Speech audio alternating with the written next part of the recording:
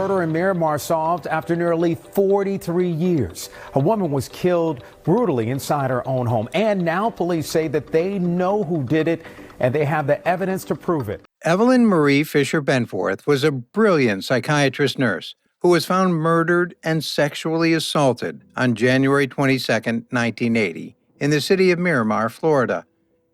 Before DNA technology helped to identify the killer, more than 40 years after she died, authorities were left in a bind.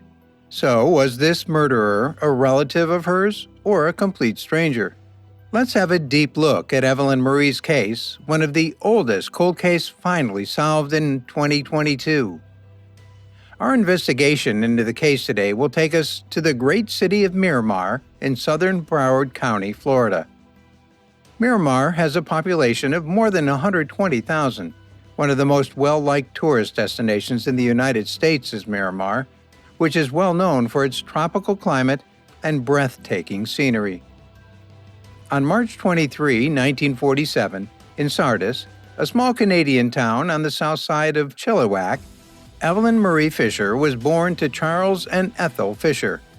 Evelyn attended the senior secondary school in Chilliwack, and after graduating, she continued her education by enrolling in the Riverview School of Psychiatry Nursing. While working at a hospital in Vancouver, Evelyn met the love of her life, John Bamforth, shortly after completing her studies and becoming a fully licensed psychiatric nurse. When I first saw Evelyn back in 1969, I immediately fell in love with her. John worked as a bartender at a place that Evelyn and her friends frequently frequented. According to John, shortly after meeting Evelyn, John won her heart, and the two immediately began dating. Everyone who knew them could not help but notice how well suited they were to one another.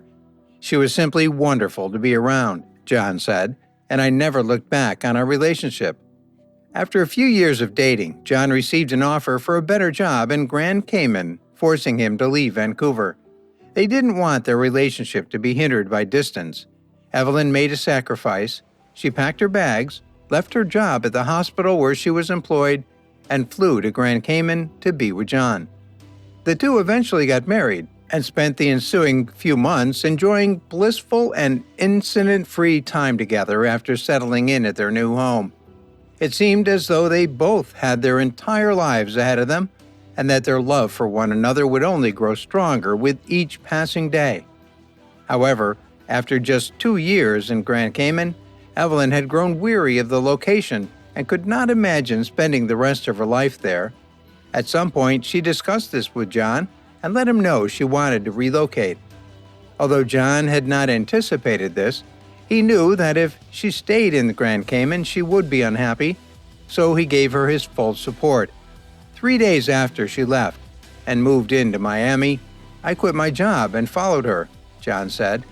The couple settled into a mobile home park in Miramar called Heaven Lakes Estate in Miami.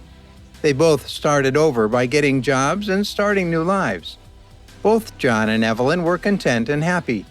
6 years had passed in the blink of an eye when a female friend of the couple eventually moved in. On January 22, 1980, John kissed his wife goodbye, left the house, and headed for his place of employment. It's unclear exactly when or why she began living with them, but she was welcomed with open arms. Evelyn was the only one still at home as the couple's friend left to go about her business. None of them realized that a terrible event was about to occur because the day was just like any other day in their lives. When Evelyn had knee surgery and had to take time off of work to recover, there wasn't much cause for concern, and it was anticipated that by the evening of that same day, she would be fully recovered. The couple's friend returned from her outing, exhausted and eager to collapse into bed. However, when she tried the front door, she discovered that it was locked. This wasn't strange to her because she knew that either Evelyn or John had locked the door because it was already dark.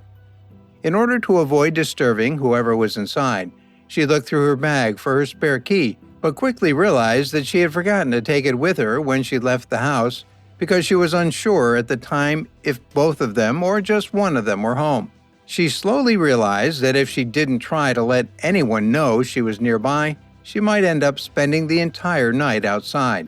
It was completely silent, outside of the sporadic, distant honks of motor vehicles, when she knocked on the door and waited for a response.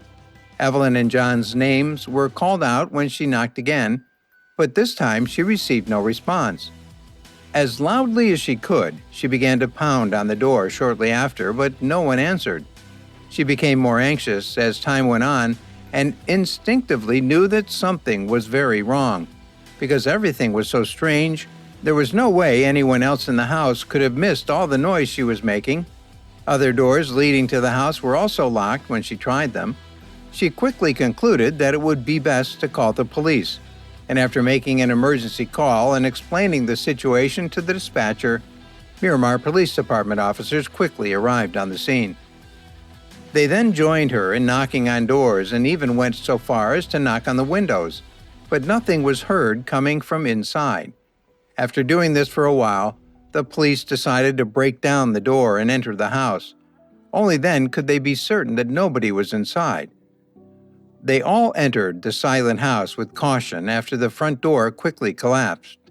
The living room was empty, and nothing seemed out of the ordinary.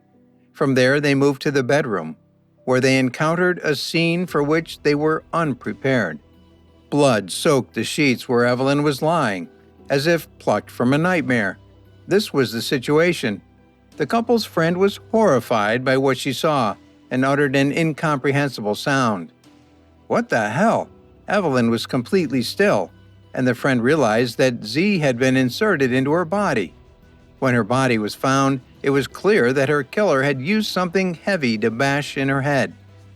Officers quickly arrived, secured the area, and began searching the residence thoroughly. While this was going on, John had already left work and was on his way home. He was feeling great and in a cheerful disposition.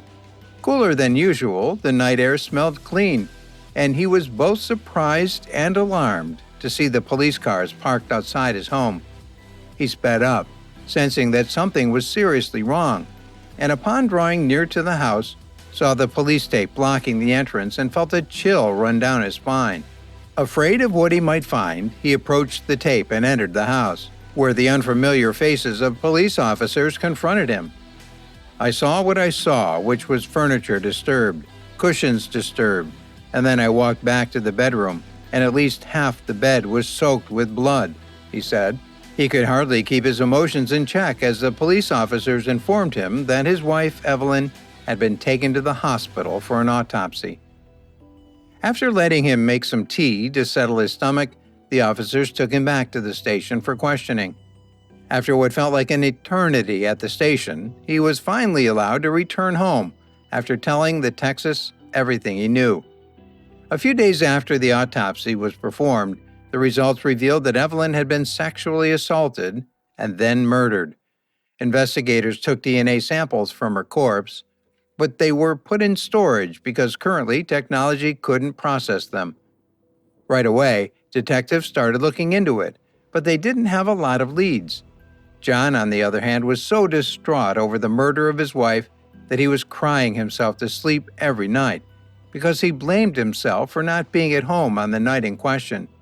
He thought that perhaps she would still be alive if he had been there to protect her. The fact that I wasn't there when I should have been caused me a great deal of guilt, John said. Evelyn's body was returned to Chilliwack, British Columbia, in February 1980, where she was buried. Some of Evelyn's relatives held John responsible for her death, while others even suspected he was the killer after the funeral. The emotional toil of it all was too much for John, and he fell into a deep depression. His personality and approach to pain management underwent radical shifts as a result of the tragedy. Since then, I've been a completely different person because it altered my perspective on life, John said. He started drinking and doing drugs. He eventually relocated to England. I used to trust people easily, but after that happened, I learned to be more cautious. In May 1980, 2 months after Evelyn's death in March, police were able to make a significant breakthrough in the investigation. This is what happened. In Volusia County, a woman was sexually assaulted and dangerously close to death. About a 4-hour drive separates this location from Miramar. The attacker was quickly identified as a 33-year-old man named Ronald Richards. Further police investigation revealed that Ronald resided in Miramar. Due to this, representatives of Volusia County contacted Miramar police to help them catch him. Ultimately, Ronald was detained and found guilty of attempted murder and sexual assault. He received a sentence of 50 years in prison for the crime. But the Miramar police could not help but notice the resemblance between Ronald's crime in Volusia County and Evelyn's murder. Since he lived just 12 houses away from Evelyn and had a peculiar habit of jogging at night, they started to suspect that he was also the murderer of Evelyn. A closer look also showed that he had a troubled past, having been convicted of manslaughter against his girlfriend in 1975, the year before the Volusia County case, for which he was imprisoned.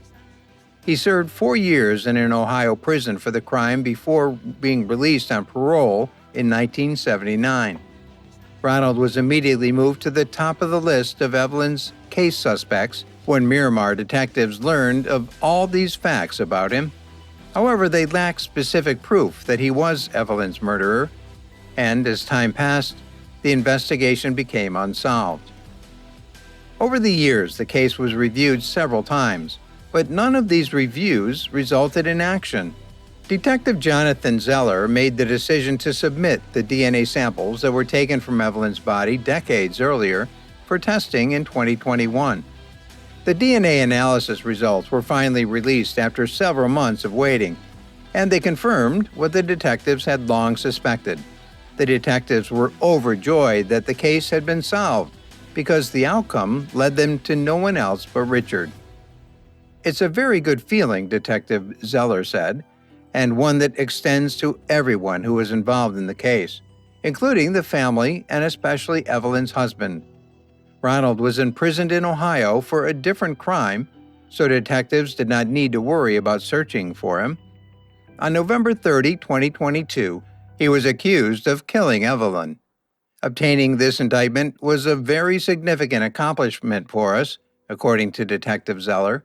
"The next step is a trial or no trial, depending on whether he passes away in prison after clearing his first obstacle. That is not something I worry about," he added. John appreciated being informed about the developments in the investigation into his late wife's murder. He had given up hope that the case would ever be solved by the time he was almost 80. Even though Evelyn's killer was finally apprehended, the pain her passing caused him persisted. "I don't even believe in the concept of closure. As you can tell," John said, "I'm not a vindictive person, but I would certainly want to see justice served for Evelyn." However, obtaining justice for Evelyn is of utmost importance. Although Ronald is currently behind bars, he will eventually be moved to Miramar to formally answer for Evelyn's murder there. Additionally, detectives think he is a serial killer and may have claimed more victims than they're aware of. The Evelyn murder is still the oldest cold case that's solved in Miramar's history. Although Evelyn's case is tragic, her family has been able to find closure because of the authorities' tenacious efforts. They will always carry the memory of her heinous murder in their hearts. What punishment do you believe Ronald, who committed the crime, should receive for the murder of Evelyn, considering that he's already serving a prison term? Please share your opinions with us in the comment section. If you enjoyed this video and want to hear from me again, be sure to hit that subscribe button before you go. Thanks for watching,